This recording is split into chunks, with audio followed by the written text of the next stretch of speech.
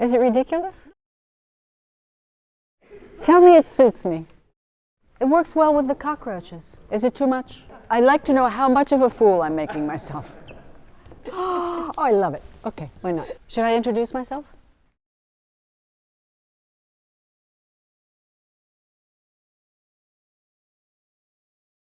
Semiramide, Regina di Babylonia. Semiramide is the queen of Babylonia. Her historic legend, or her mythological legend, is that she was bad. She was the temptress, she was the whore of Babylon. And her problem then was that she had to decide who would take over in Babylonia upon her departure from the throne.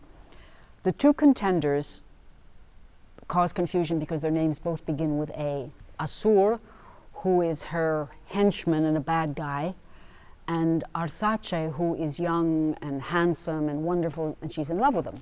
The relationship of her love for a young man and having an affair with an older man with whom she committed murder. That could be very, very interesting, and I'm sure that that is common ground to many crime writers. Here's the libretto. There's other stuff about an Indian prince who's in love with a young girl who's wrapped up in a cocoon in this production. A crime book should, they don't always, but they should be like an arrow. They go thwack right to the end. And if you have those side things, the arrow is sent in odd directions, and it disturbs the continuity.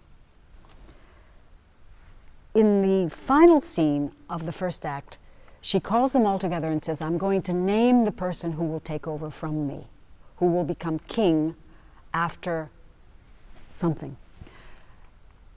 Obviously, Assur thinks it is going to be he, and Arsace doesn't have a clue. And she names Arsace, the young man, the beautiful young prince. He's going to take over. And there's pandemonium and panic on the stage, and a wonderful, wonderful, chaotic final, not aria, ensemble, in which everybody declares their own shock and horror at this decision on her part. In the second act,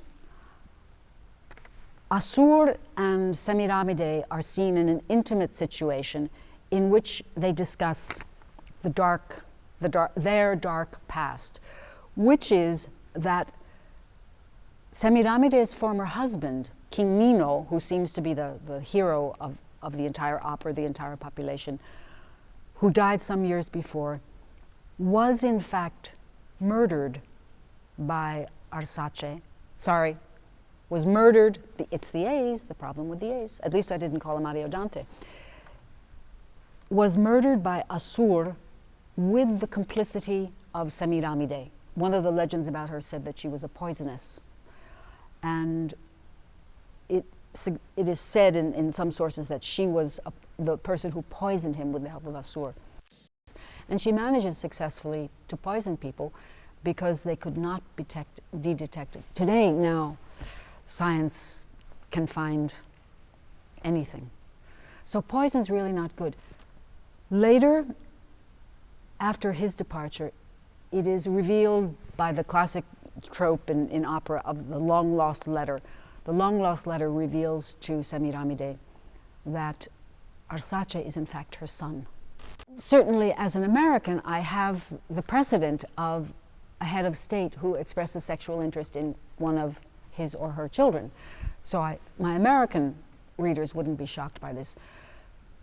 But that's really a delicate field to get into, because it is the real taboo.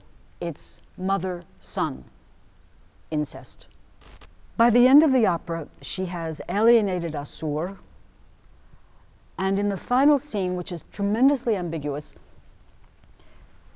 she and Assur and Arsace are left alone in the darkness. So Assur knows that everybody knows everything. And at this point, the high priest says to Arsace, who has his sword in his hand, strike. And he strikes, and the person he strikes and kills is Semiramide. I'm running out of ways after all these books. I'm running out of ways to kill people. But strangely enough, in the one that I'm working on, I use a push down the steps. An oldie but a goldie.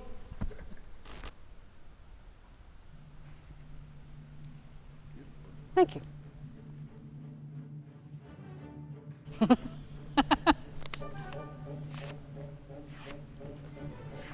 Fun, fun. I got to wear the crown. Ooh, exciting.